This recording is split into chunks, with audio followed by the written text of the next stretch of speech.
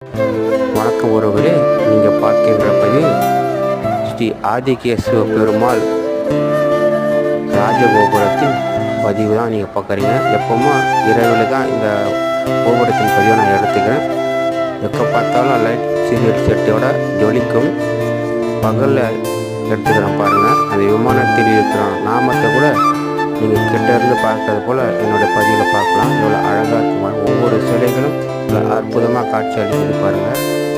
நம்ம ஸ்ரீபெரும்புதூர் ஆதிகேச பெருமாள் கோவில் தனி சிறப்பு இந்த கோவில் தான். எவ்வளோ அழகாக இருக்குது பாருங்கள். இன்னும் நிறைய பதிவுகள் உங்களுக்காக காத்திருக்கு.